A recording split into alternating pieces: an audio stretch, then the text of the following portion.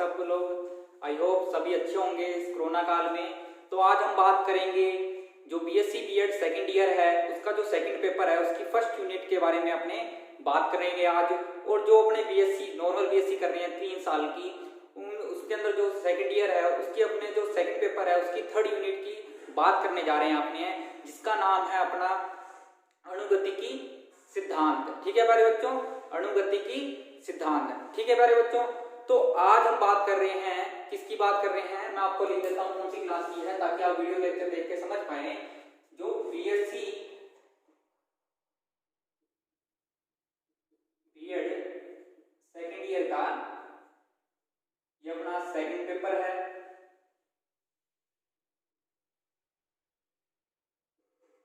और बीएससी जो नॉर्मल है अपनी उसका भी यह सेकंड पेपर है।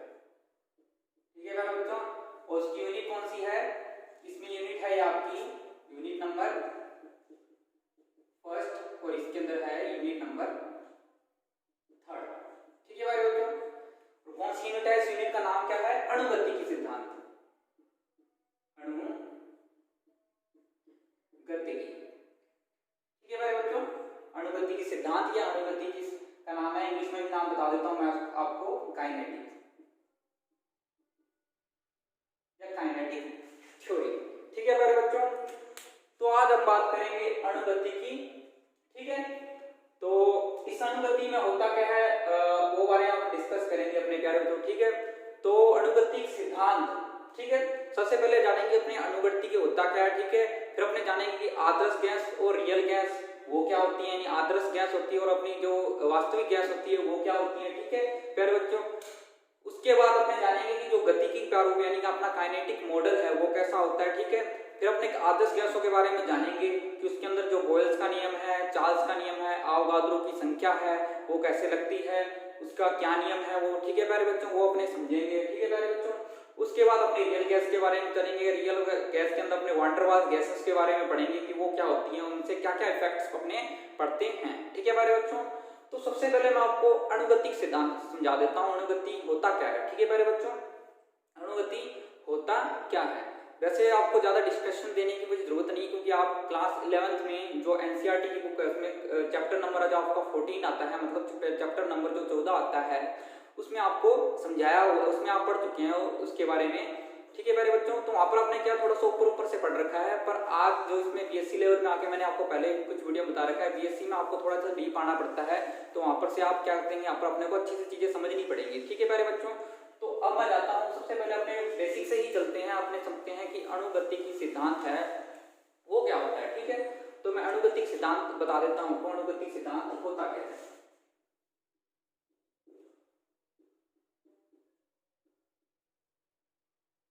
यानी अणुगति के बारे में पढ़ लेते हैं अपने। द्रव्य, द्रव्य में यानी आपका मैटर, उसमें आपको पता है आपको द्रव, ठोस और गैस। ठीक है प्यारे बच्चों, जो आपको पता है सबसे अपने पास छोटा जो फंडामेंटल पार्टिकल यानी मूलभूत पार्टिकल्स यानी कण होता है वो क्या होता है, परमाणु होता है अपने पास। ठीक है, सबसे छोटा, तो उससे परमाणु से मिलकर क्या बनते हैं, अणु बनते हैं। ठीक है, अणु से अपनी कोई वस्तु बनती है या फिर अपना अपने पता अपने पदार्थ बनते हैं, ठोस, द्रव्य और गैस। ठीक है प्यारे बच्चों, तो अगर वह अणु गति करे, ठीक है, उस गति का अध्ययन करें अपने, तो उसको क्या कहते हैं, अपने अणुगतिकी सिद्धांत। ठीक है प्यारे बच्चों, आगे बात आपको समझ में कि अणुओं की गति का अध्ययन करना ही अणुगतिकी कहलाता है। ठीक है प्यारे बच्चों, मैं आपको परिभाषा लिख देता हूं, ये आपको जो आपके जो पैटर्न के हिसाब से आजकल 2 नंबर की क्या है डेफिनेशन भी पूछ ली जाती है कि अणुगतिकी होता क्या है। तो क्या है, अपने कह सकते हैं इसकी परिभाषा कि द्रव्य यानी मैटर कह सकते हो आप, मैटर में आपका क्या आ गया, ठोस, द्रव और गैस। ठीक है, इनके अणुओं की गति का अध्ययन करना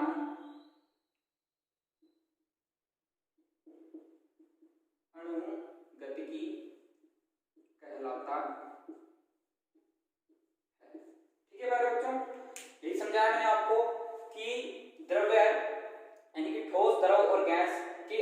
गति के बारे में अध्ययन करना ही अणुगतिकी अपना कहलाता है। ठीक है प्यारे बच्चों, तो अब क्या करेंगे कि अणुगति है वो अपने गैसों के बारे में पढ़ेंगे। यहाँ पर गैस की अणुगति होती है वो क्या होती है। ठीक है, तो मैं बताता हूँ, अब लिखता हूँ परिभाषा लिखता हूँ अपनी गैसीय अणुगति। ठीक है,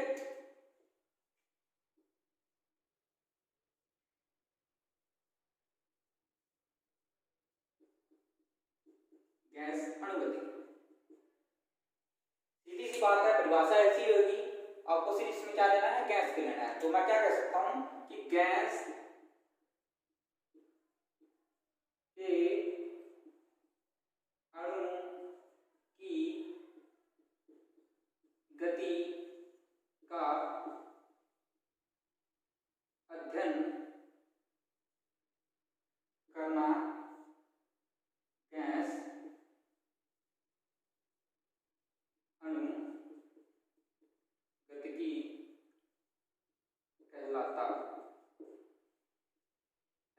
ठीक है भाई बच्चों, मैंने आपको समझाया कि अणुगतिकी और गैस अणुगतिकी होता क्या है। गैस अणुगतिकी वापस देख रहे हैं आप कि जो गैस के अणु की गति का अध्ययन करते हैं। ठीक है अपने, तो जो गैस के अणु है आपको पता है, अपने किसी सिलेंडर के अंदर आपको पता सिलेंडर के अंदर अपने कोई गैस रखते हैं तो मानते हैं उसके अंदर गैस के अणु छोटे छोटे होते हैं, वो क्या करते हैं उनकी मोशन के बारे में अपने क्या है अध्ययन करें। ठीक है भाई बच्चों, तो क्या कहता है अपने गैसीय अणुगतिकी। ठीक है भाई बच्चों, तो अब अपने चलते हैं। तो प्यारे बच्चों ये रहे आपके अणुगतिकी और गैस अणुगतिकी। मैंने आपको इनके दोनों के बारे में आपको अच्छे से समझा दिया। आई होप आपको अच्छे से समझ आगे होंगे। ठीक है प्यारे बच्चों, ये वीडियो बनाने का जो हमारा मकसद है यही वीडियो है कि जो इस लॉकडाउन में हुआ है, जो कोरोना वायरस के काल चलते हुआ है, उसके कारण क्या है आपको पता है कॉलेजों में कैसी पढ़ाई हो रही है। वीडियो लेक्चर क्या कह रहे हैं कि कहने को तो ऑनलाइन क्लासेस लग रही हैं उनके पर, आपको पता है आपको किस प्रकार से आपके कॉलेज में स्टडी कराई जा रही है। तो हम चाहते हैं कि इस जो हमारा जो कंटेंट आपको प्रोवाइड करवा रहे हैं इससे ज़्यादा से ज़्यादा स्टूडेंट को हेल्प मिल पाए। अगर कोई 1 2 3 4 10 बच्चे भी हमारी हेल्प से या इस कंटेंट को पढ़कर उनके बच्चों के अगर कुछ बेनिफिट होता है तो ये हमारे लिए काफ़ी अच्छा होगा, हमारे को काफ़ी मोटिवेशन मिलेगी, हमारे को काफ़ी अच्छा लगेगा। तो ज़्यादा से ज़्यादा हमारे को सपोर्ट करें। ठीक है मेरे बच्चों, तो अपने नेक्स्ट टॉपिक में चलते हैं कि आदर्श गैस और जो अपनी वास्तविक गैस है वो क्या होती है, यानी जो आइडियल गैस होती है और जो रियल गैस होती है वो क्या होती है। ठीक है मेरे बच्चों, ये आपको क्या है अक्सर क्या है 2 नंबर का जो क्वेश्चन है आजकल जो पैटर्न है चल रहे हैं अपने एमजीओसी के अंदर, एमजीओसी यूनिवर्सिटीज के अंदर, तो उसमें क्या आजकल 2 नंबर का ये क्वेश्चन पूछ लिया जाता है। तो अपने आदर्श गैस और वास्तविक गैस के बारे में पढ़ लेते हैं। ठीक है मेरे बच्चों, कि होता क्या है, दोनों का डिफरेंस करके अपने अच्छे तरीके से समझेंगे।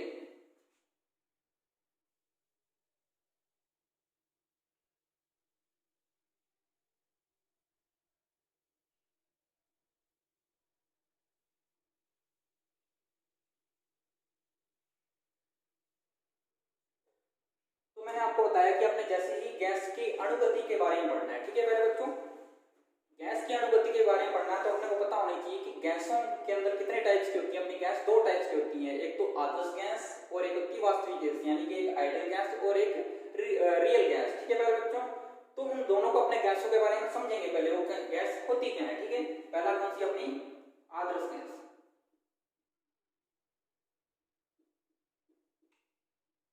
ठीक है, और दूसरी कौन सी अपनी वास्तविक गैस। ठीक है, आदर्श गैस और वास्तविक गैस। ठीक है, आदर्श गैस कौन सी होगी अपनी, वह गैसें जो गैस के नियमों का पालन करती हों। ठीक है मेरे बच्चों, गैस का नियम का पालन करना। ठीक है, गैस के नियम कौन से आपके, चार्ल्स के नियम आ गए, बॉयल्स के नियम आ गए, आवोगाद्रो संख्या आ गई, जो इन नियमों का पालन करे वो क्या होगी अपनी आदर्श गैस। ठीक है मेरे बच्चों, तो मैं कहूं वह गैसें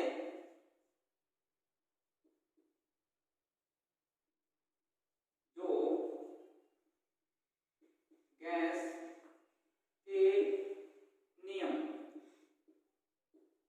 मैं साइड में आपके साथ में लिख देता हूं। बॉयल्स का नियम हो गया आपका, चार्ल्स का नियम हो गया और आवोगाद्रो का नियम हो गया आपका।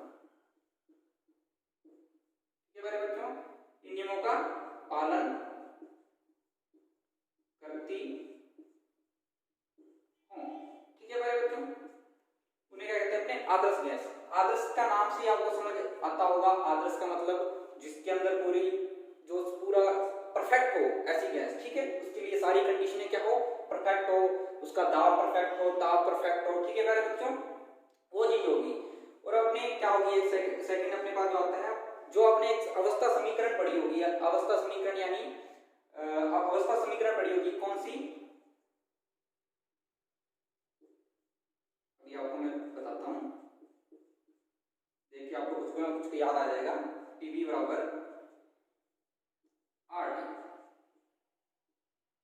ठीक है मेरे बच्चों, इसको क्या है, संतुष्ट करती हो।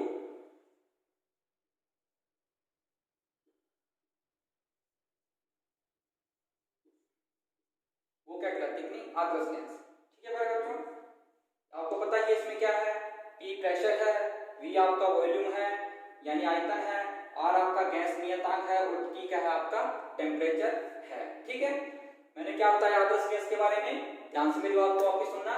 वह गैस जो कि गैस के नियमों का पालन करती हो, जैसे कि चार्ल्स का नियम हो गया आपका, बोयल्स का नियम हो गया, अवोगाद्रो संख्या होगी, उनके बारे में। ठीक है, और अवस्था समीकरण PV बराबर RT। ठीक है, इसको क्या हो, संतुष्ट करती हो, तो क्या होगी आपके पास आदर्श गैस होगी। अब इसकी उल्टी क्या हो जाएगी, बिल्कुल वो वास्तविक कैसे हो जाएंगी, मतलब क्या है, जो गैस के नियम का पालन ना करती हो। ठीक है, तो अपने क्या लिखेंगे, पहला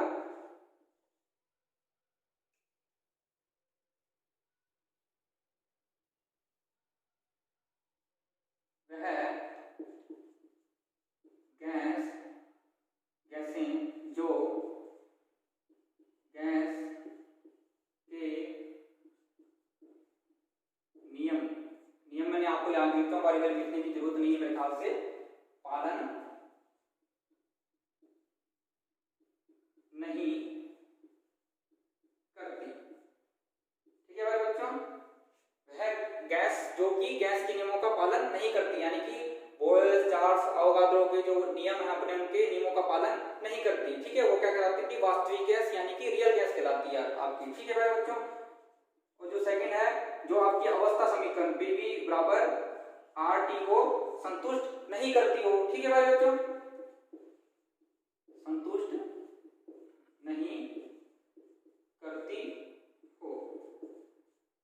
ठीक है भाई बच्चों, आगे आपको समझ में कि आदर्श गैस और वास्तविक गैस होती क्या है।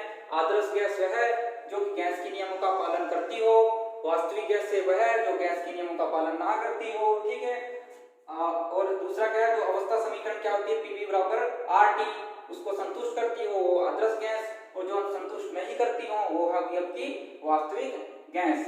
तो आगे अपने बढ़ेंगे कि जो अपना काइनेटिक मॉडल है, यानी कि अपना जो अणुगतिकी का मॉडल है और उसके जो कुछ नियम है, मूलभूत नियम है, वो क्या होते हैं। ठीक है, वो उसका क्या होता है, उसका मतलब क्या है कि अणु के अपने स्ट्रक्चर की जाएंगे कि गैस के अणु के स्ट्रक्चर होती है, उसकी जो प्रॉपर्टीज होती हैं यानी अणु के जो गुण होते हैं वो कैसे होते हैं। ठीक है, एक मॉडल होता है, अपने मॉडल बनाते हैं एक प्रकार का, मतलब उसमें अपने सारी उसकी वॉल्यूम, आयतन हो गया, जैसे उसकी गति होगी, उसकी ऊर्जा होगी, ठीक है, उसका वेग हो गया, उसके बारे में अपने क्या है जो आगे वाले सेशन में है उसके बारे में डिस्कस करते हैं। ठीक है मेरे बच्चों,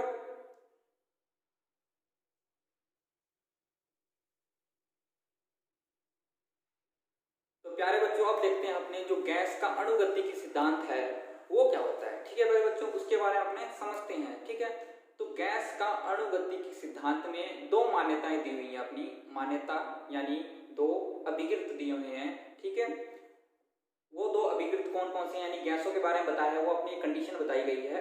आदर्श गैस के बारे में याद रखना, ये कंडीशन होगी सिर्फ आदर्श गैस के लिए। ठीक है, अब जो बात करेंगे सिर्फ हमने आदर्श गैस के बारे में बात करेंगे। जो आपकी यूनिट दी हुई है, जो यूनिट का आपको देखोगे, जैसे आप यूनिट जैसे सिलेबस खोल के देखोगे आपका, जो इस यूनिट का जो यूनिट नंबर जो आपकी बीएससी बीएड सेकंड ईयर की जो फर्स्ट यूनिट है सेकंड पेपर की, और जो बीएससी बीएड जो अपने सेकंड ईयर के है उसकी जो थर्ड यूनिट है, उसमें देखो दो पार्ट दिए होंगे, ऊपर आपका आइडियल गैस लिखा होगा, नीचे रियल गैस लिखा होगा। तो अपने क्या है आइडियल गैस की हम बात करेंगे, उसमें आपका क्या है अणुगतिकी सिद्धांत के बारे में बताया हुआ है। ठीक है भाई, तो उसकी दो मान्यता है आदर्श गैस के लिए। ठीक है, वो आदर्श गैस के बारे में अपने अब पढ़ेंगे कि वो दो मान्यताएं अपनी वो कौन कौन सी हैं। ठीक है मेरे बच्चों, तो मैं पहली मान्यता लिखने जा रहा हूँ। मेरी बात को बिल्कुल ध्यान से आपको समझना है। ठीक है, ये 2 पॉइंट है, आपको बहुत ही जरूरी है। ठीक है, इसको अच्छे से आपको समझना है बिल्कुल। ठीक है, कि काफी क्या होते हैं ये। ठीक है, दो जो मान्यताएं हैं ये क्या है, ठीक है, इनके बारे में अपने को अच्छे से समझना है। ठीक है, तो मैं पहली मान्यता लिख रहा हूँ, ध्यान देना मेरी बात को।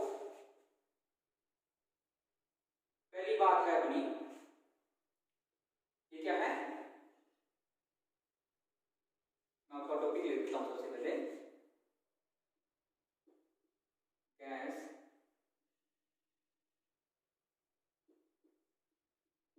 अणुगति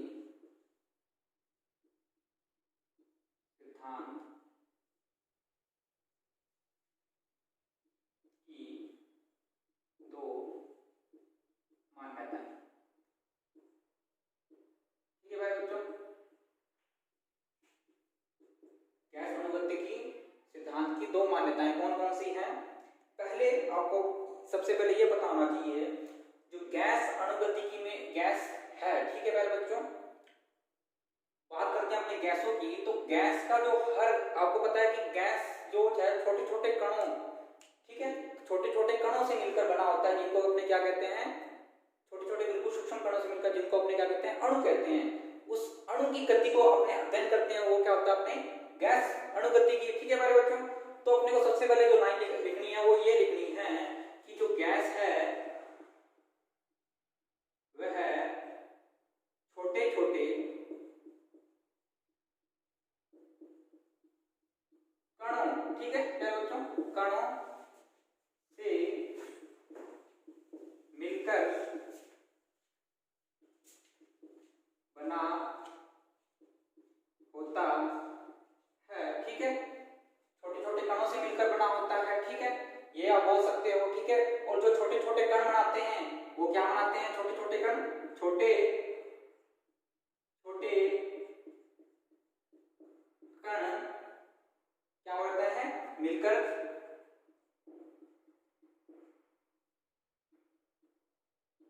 अणु बनाते हैं। ठीक है भाई बच्चों, और इसी अणु के बारे में तो अपने बात करते हैं। ठीक है, वो क्या करेंगे, जो छोटे छोटे कण हैं वो भी वही तो बनेंगे, गैस छोटे छोटे कणों से मिलकर तो बना होता है, और वो छोटे छोटे कण क्या बनाते हैं, अणु बनाते हैं, उनको क्या बोलते हैं, अपने अणु बनाते हैं।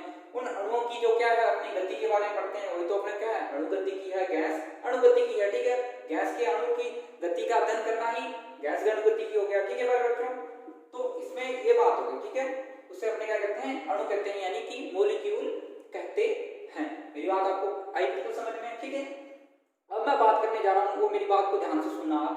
मैं एक बात बोलूंगा कि जो एक गैस के अंदर होती है, जैसे आप एक गैस ले रहे हो, एक गैस के लिए, एक मैं लाइन लिख रहा हूं यहां पर, एक गैस के लिए,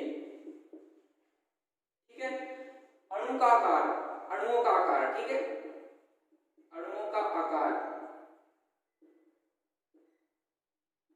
तथा द्रव्यमान समान होता है तथा दूसरे गैस का आकार व द्रव्यमान पहली गैस से भिन्न होता है।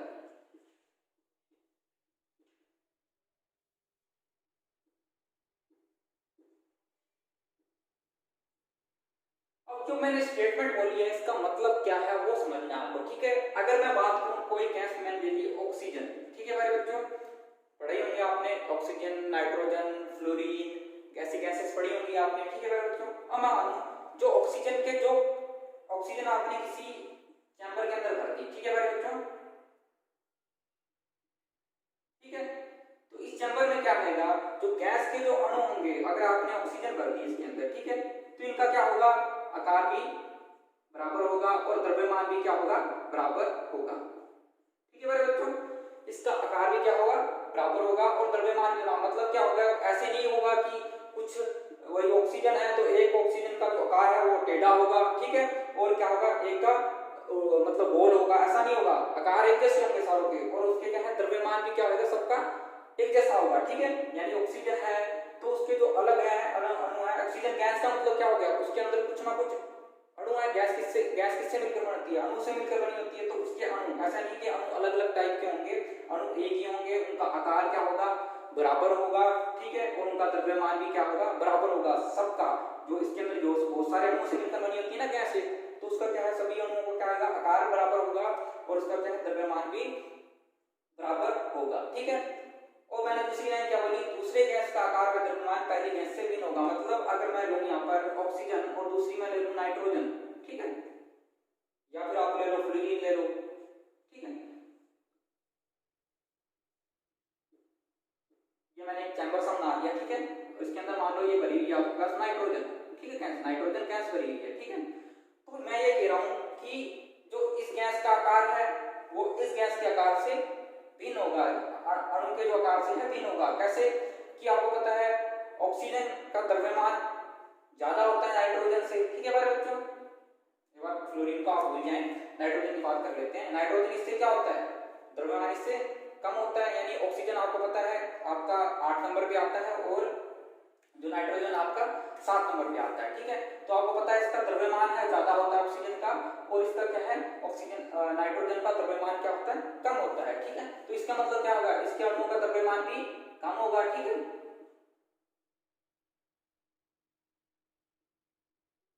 इसमें हो सकता है कि आकार में भी क्या हो, द्रव्यमान कम, तो मतलब क्या है, इससे तो आकार इसका छोटा आएगा, इसका आकार द्रव्यमान ज्यादा है, तो इसका मतलब क्या है, इसका कुछ आकार में भी फर्क तो होगा ही होगा, तो आकार भी क्या है,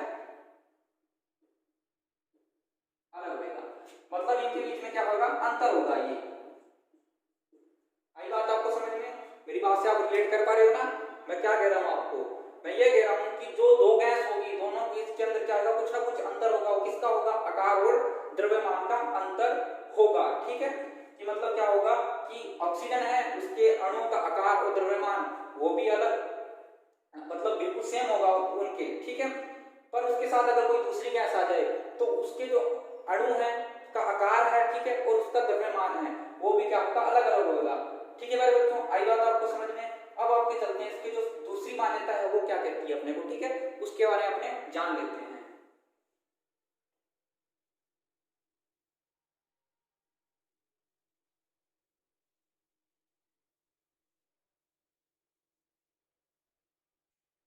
अब जो दूसरी है मान्यता उसके बारे में आपको ध्यान से समझना है, ठीक है, वो भी काफी इंपॉर्टेंट मान्यता है, ठीक है।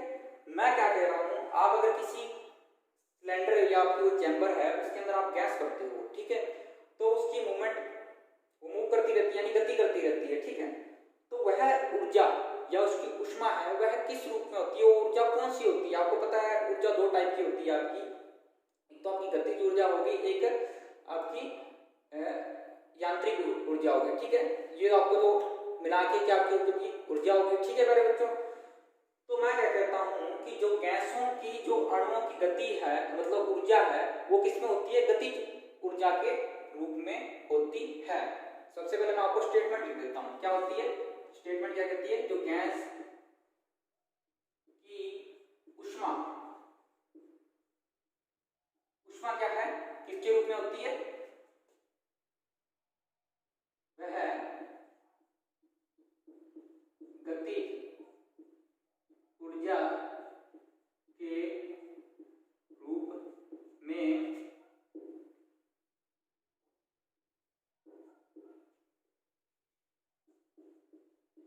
होती है, ठीक है मेरे बच्चों।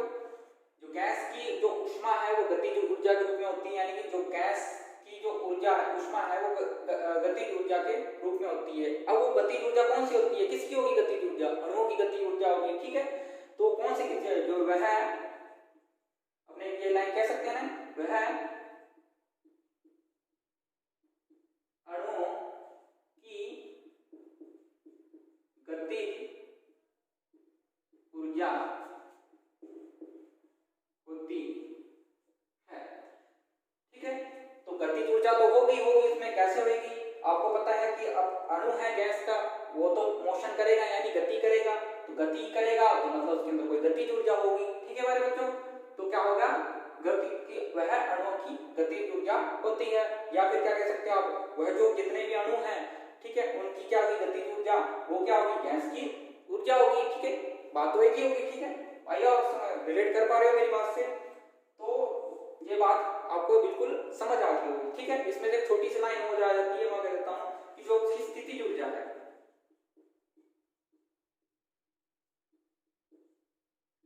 वह शून्य होती है। ठीक है, अब स्थितिज ऊर्जा शून्य होने का मतलब आगे अपने देखेंगे क्या होता है। एक बार आप सिर्फ स्टेटमेंट पढ़ लीजिए कि आपको ये लिखनी है कि स्थितिज ऊर्जा शून्य होती है। ठीक है, ये बात मैं आपको अच्छे से समझाऊंगा जब आप एक्सप्रेशन पढ़ेंगे। अभी आपको इतनी बात इसको समझ नहीं आएगी, आप कहोगे सर स्थितिज ऊर्जा कैसे कम हुई। वैसे मैं बता देता हूँ आपको कि जो अपना अणु है, गैस के अणु है, वो आपको पता है मोशन करते रहेंगे, तो उसकी कोई भी स्थित ऊर्जा मतलब कोई स्थान पर स्थिर नहीं होगा। ठीक है, तो उसकी क्या होगी, स्थिर ऊर्जा तो होगी नहीं। ठीक है, तो उसको क्या होगी, स्थित ऊर्जा शून्य होगी। ठीक है, तो इसको अपने किस टर्म से लिख देते हैं, E बराबर, आपको पता है स्थितिज ऊर्जा प्लस में मतलब kinetic energy plus potential energy, तो आपकी क्या हुई, काइनेटिक एनर्जी कुछ ना कुछ ये होगी और ये क्या होगी आपकी शून्य होगी। ठीक है, और आपको काइनेटिक एनर्जी पता है हाफ mv स्क्वायर होती है। ठीक है,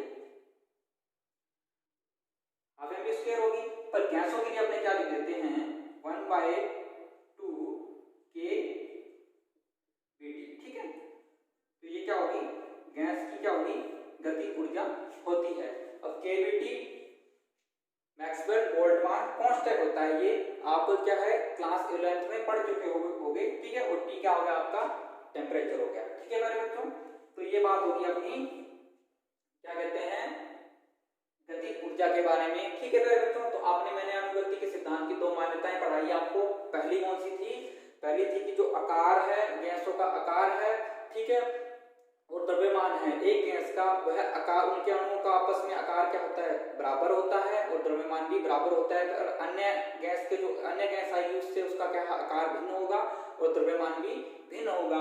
और क्या होता है, जो गैस है जो छोटे छोटे कणों से मिलकर बनी होती है। ठीक है, और जो छोटे छोटे कण क्या होते हैं, वो क्या बनाते हैं, अणु बनाते हैं, वो अणु भी क्या बनाते हैं, गैस बनाते हैं। ठीक है, तो ये आपको बात बिल्कुल समझ भी आ गई होगी। ठीक है, तो अब आप आगे क्या देखें, अपने जो अपना पहला टॉपिक है ये आपका था बेसिक बिल्कुल। ठीक है, यहाँ से क्वेश्चन आ जाते हैं आपके 1-2 नंबर से, तभी मैंने आपको करवाई। ठीक है, ये आपको बातें बताई। ठीक है, तो अब आप अपने चलेंगे जो आपका पहला टॉपिक है इस चैप्टर का, गतिकी प्रारूप यानी कि काइनेटिक मॉडल। वो क्या होता है, अपने गैस के अणु होते हैं, उनकी प्रॉपर्टीज यानी उनके गुणों के बारे में उसके अंदर अध्ययन करते हैं कि उनका गुण क्या क्या होता है। ठीक है, तो उसके बारे में अपने क्या अध्ययन करते हैं उसके बारे में।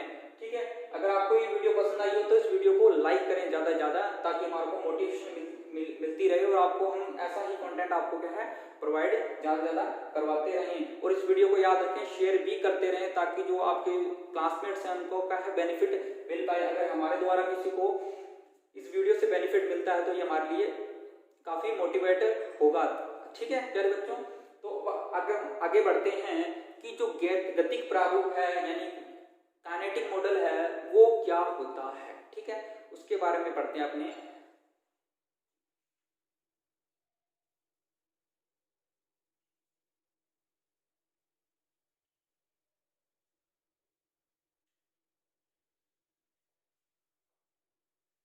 ये मेरे बच्चों अब अपने पढ़ने जाए हैं गतिक प्रारूप यानी कि काइनेटिक मॉडल होता क्या है। ठीक है, अब मैं लिख रहा हूं गतिक प्रारूप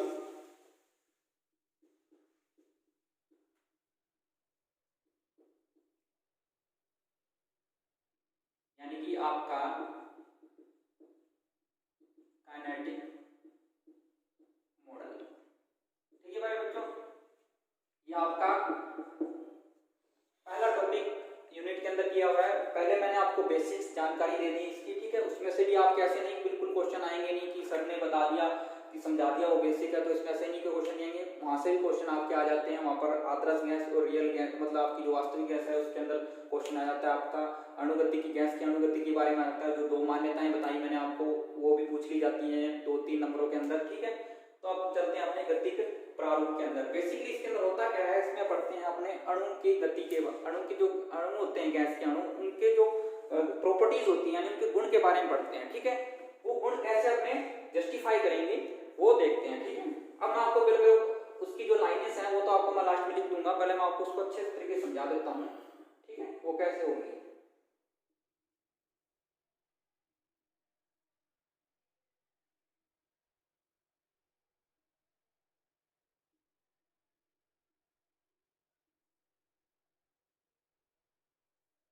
ठीक है, ये मैंने एक चैम्बर बना दिया। ठीक है, चैम्बर मतलब इसमें ये चारों तरफ से बंद है। ठीक है, और इसके अंदर अपने क्या करते हैं, गैस भर देते हैं। ठीक है, ये गैस भर दी अपने ने। ठीक है, और जो ये इसको मान लिया अपने ने ये कोई दीवारें हैं इसकी। ठीक है, ये बंद है, आपको पता है चारों तरफ से।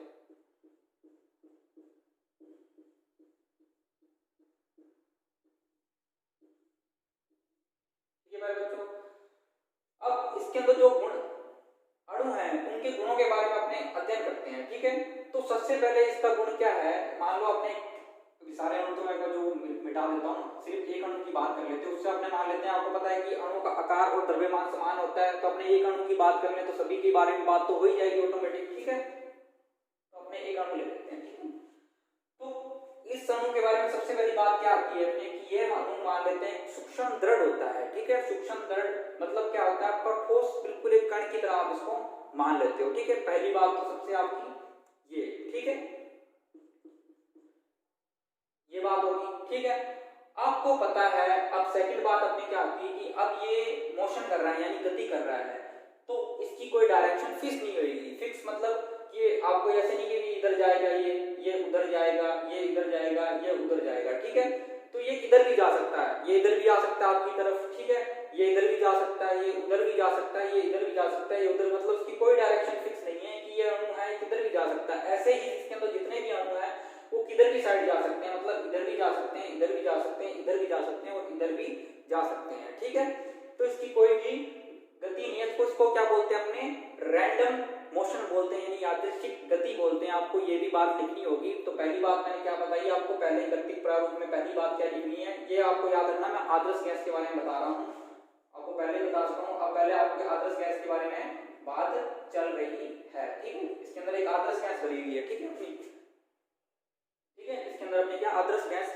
भरी हुई है। ठीक है, सबसे पहले मैंने आपको बात बताई कि इसको एक सूक्ष्म कण मानना है। दूसरी बात यह है कि जो क्या कहते हैं, इसके अंदर जो है इसकी जो मोशन होगी मतलब गति होगी, इसकी जो दिशा होगी कोई सुनिश्चित नहीं होगी। ठीक है, मतलब ये किसी भी कहीं भी किसी भी दिशा में गति कर सकता है, जिससे आप क्या बोलोगे, यादृच्छिक गति यानी कि रैंडम मोशन बोलोगे। ठीक है मेरे बच्चों, और आप आगे चलते हैं कि इस पे कोई गुरुत्वाकर्षण का प्रभाव नहीं पड़ता। ठीक है, गुरुत्वाकर्षण का प्रभाव नहीं पड़ता है, इसका मतलब क्या है कि इसके जो आप है इसका द्रव्यमान बहुत ही कम मान लेते हो। ठीक है, काफी बहुत ज्यादा कम मान लेते हो। ठीक है, इससे क्या है आपको पता है ये मोशन करता रह रहा है। ठीक है, तो इसके अंदर क्या है, गुरुत्वाकर्षण का जो है वो प्रभाव नहीं पड़ने वाला। और वैसे भी अपने क्या बात कर रहे हैं कि निर्वात के अंदर बात करने हैं इसकी। ठीक है, एक वैक्यूम चैम्बर मान लेते हैं, तो यहाँ तो वैसे ही अपने पास एक गुरुत्वाकर्षण नहीं होगा। ठीक है, और उसकी बात कर लेते हो कि अपने ने पहले भी दो मान्यताओं में पढ़ा।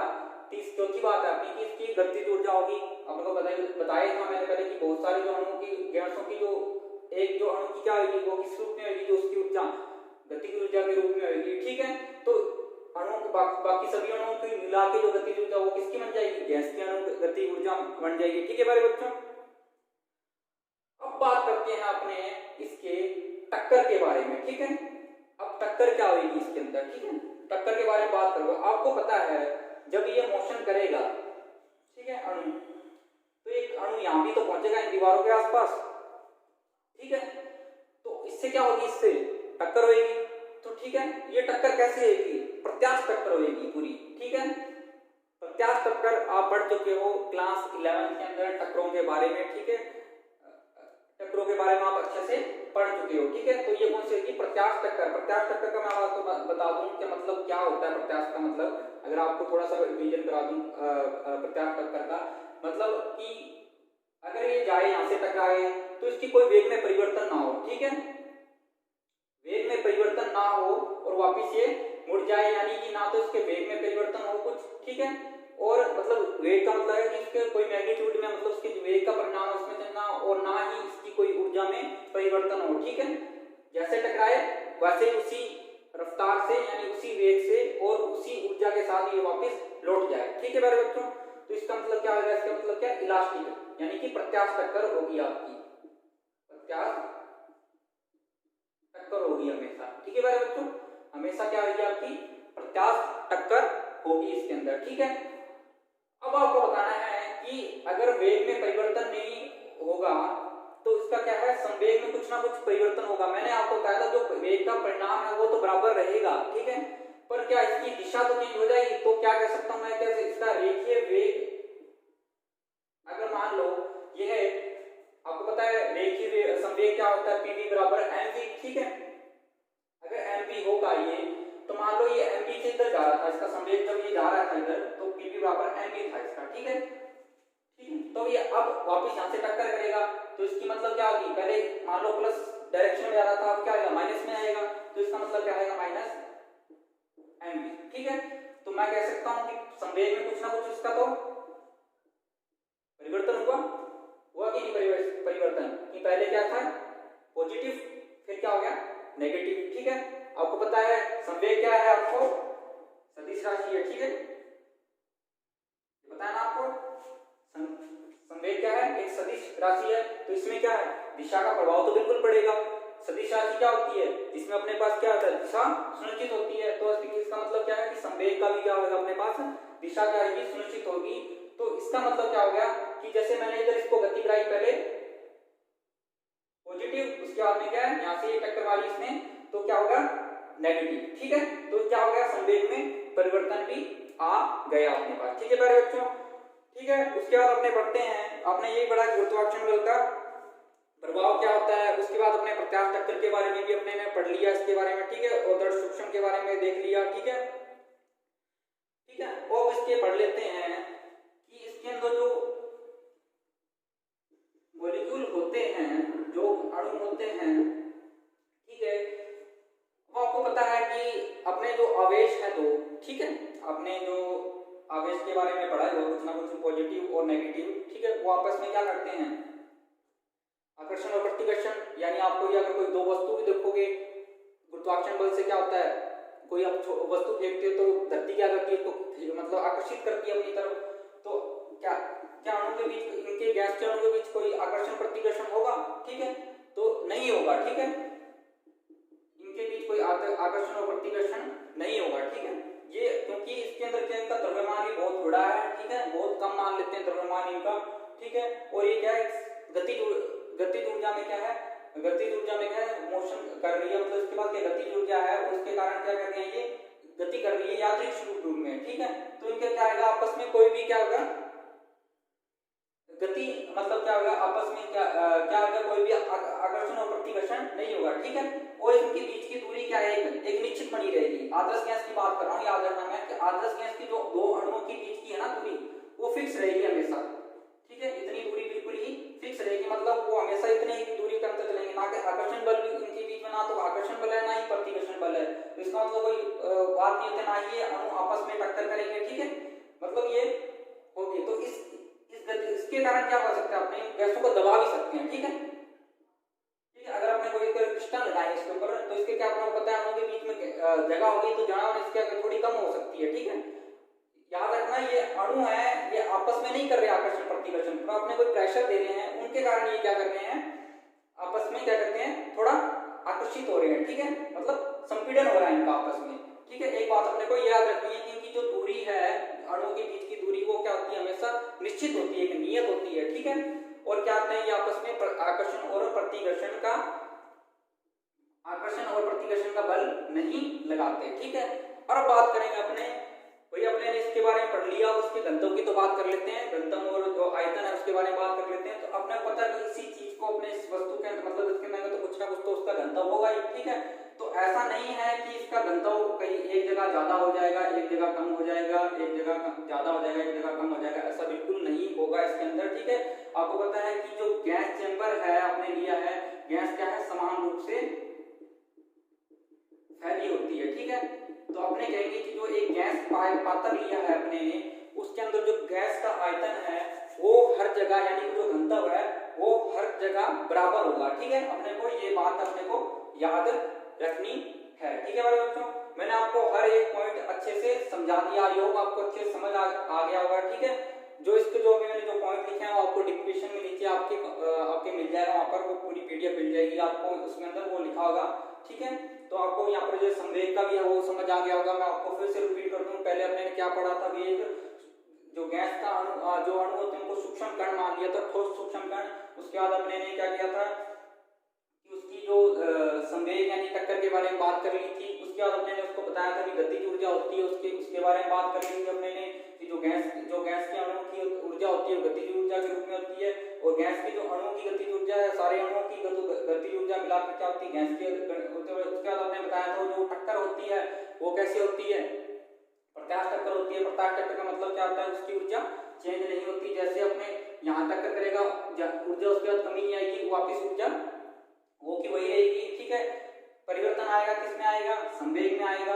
वेग के जो परिणाम है उसमें भी देगा, मतलब मान लीजिए 8 किलोमीटर की प्रति घंटे की रफ्तार से इधर से टक्कर मारेगा तो ऐसे नहीं कि इसको आते हुए 10 किलोमीटर की रफ्तार से हो जाएगी, नहीं होगी, ये 8 की 8 ही रहेगी, पर इसकी क्या दिशा में चेंज आ जाएगा, तो उसमें क्या संवेग में भी इसमें परिवर्तन आ जाएगा। ठीक है प्यारे बच्चों, ये बात पढ़ी अपने। उसके बाद आपने घनत्व के बारे में पढ़ा कि घनत्व क्या है, पूरे जो ये फैला होगा इसके अंदर ये समान रूप से फैला होगा, ऐसा नहीं कि कई जगह इसका घनत्व ज्यादा है कई जगह कम है, ये समान रूप से आपका फैला होगा। और आपने बताया कि गुरुत्वाकर्षण का उसमें कोई प्रभाव नहीं पड़ता। ठीक है, क्योंकि इनका द्रव्यमान है बहुत कम होता है। ठीक है, और उसके बाद आपने कहा कि अणु के बीच में आकर्षण और प्रतिकर्षण भी नहीं लगता।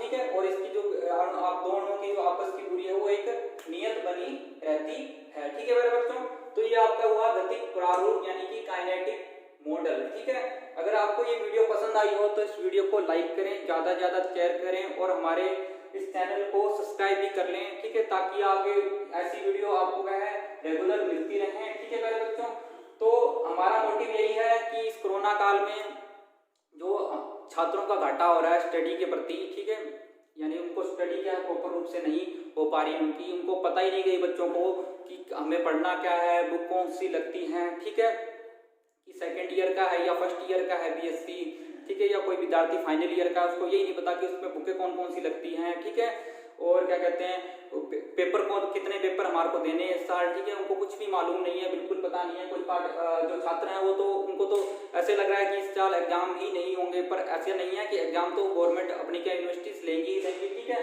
तो मैं अनिल सोनी आपको क्या फिजिक्स कराऊंगा इस चैनल के अंदर, और हमारे मैथ लेक्चर आ रहे हैं बलविंदर सर, ठीक है, वो आपको मैथ की वीडियो क्या है प्रॉपर अच्छे तरीके से क्या है मैथ का जो एक एक क्वेश्चन है, हर एक आपकी जो यूनिट है, ठीक है, हर उसकी जो प्रश्नावली है आपके हर क्वेश्चन का आपको बहुत अच्छे से एक्सप्लेन करके सर आपको समझाएंगे मैथ का भी। ठीक है मेरे बच्चों, तो हमारे चैनल के साथ बने रहें। ठीक है, वीडियो को लाइक करें, ज्यादा से ज्यादा शेयर करें। ठीक है, चैनल को सब्सक्राइब